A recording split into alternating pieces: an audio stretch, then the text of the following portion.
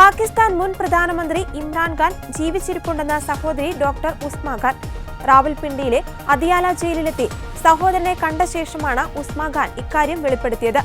ഇമ്രാൻഖാൻ മാനസികമായി പീഡിപ്പിക്കപ്പെടുന്നുണ്ടെന്നും ഉസ്മാ ഖാൻ പറഞ്ഞു. അദ്ദേഹത്തിന് കുഴപ്പമൊന്നുമില്ല, പക്ഷേ മാനസികമായി പീഡിപ്പിക്കപ്പെട്ടതിൽ അദ്ദേഹത്തിന് ദേഷ്യമുണ്ട്. ദിവസം മുഴുവൻ സെല്ലിൽ അടച്ചിട്ടിരിക്കുകയാണ്.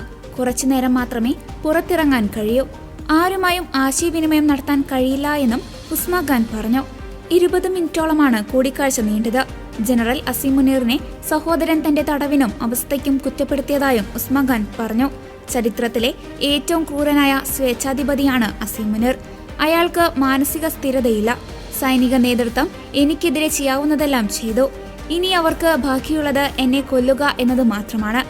എനിക്ക് എന്തെങ്കിലും സംഭവിച്ചാൽ കരസേന മേധാവിയും DGISIയും ഉത്തരവാദികളായിരിക്കുമെന്നും സഹോദരിയോട് ഇമ്രാൻഖാൻ പറഞ്ഞു.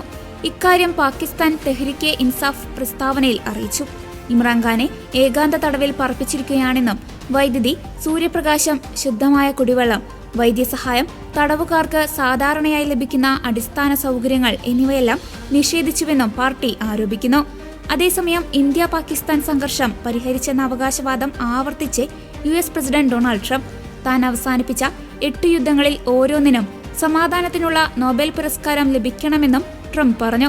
ഞങ്ങൾ 8 യുദ്ധങ്ങൾ അവസാനിപ്പിച്ചു, ഒന്നുകൂടി അവസാനിപ്പിക്കാൻ പോകുന്നുവെന്ന് റഷ്യ-യുക്രൈൻ യുദ്ധത്തെ പരാമർശിച്ച് ട്രംപ് പറഞ്ഞു. ഞാൻ ഓരോ യുദ്ധം അവസാനിപ്പിക്കുമ്പോഴും ട്രംപിനെ നൊബേൽ പുരസ്കാരം ലഭിക്കുമെന്ന് അവർ പറയും.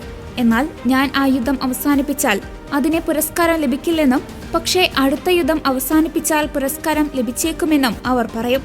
റഷ്യ-യുക്രൈൻ യുദ്ധം അവസാനിപ്പിച്ചാൽ ട്രംപിനെ നൊബേൽ പുരസ്കാരം ലഭിക്കുമെന്ന് ഇപ്പോൾ അവർ പറയുന്നു. അപ്പോൾ മറ്റ് 8 യുദ്ധങ്ങളുടെ കാര്യമോ? ഇന്ത്യ പാകിസ്ഥാൻ ഞാൻ അവസാനിപ്പിച്ച എല്ലാ യുദ്ധങ്ങളെക്കുറിച്ചും ചിന്തിക്കൂ. ഓരോ യുദ്ധം അവസാനിപ്പിച്ചതിനും എനിക്ക് നൊബേൽ പുരസ്കാരം ലഭിക്കണം. പക്ഷേ അത്യാഗ്രഹിയാകാൻ എനിക്ക് താല്പര്യമില്ല. ഈ യുദ്ധങ്ങളിൽ നഷ്ടപ്പെടുന്ന ജീവനുകളെക്കുറിച്ചാണ് എനിക്ക് കൂടുതൽ ആശങ്ക. ഞാൻ നൊബേൽ പുരസ്കാരം അർഹിക്കുന്നുവെന്ന് 2025 സമാധാനത്തിനുള്ള നൊബേൽ പുരസ്കാര ജേതാവായ വെനസ്വേല പ്രതിപക്ഷ നേതാവ് മരിയ കൊറീന മച്ചാഡോ പറഞ്ഞിരുന്നു എന്നും ട്രംപ് പറഞ്ഞു.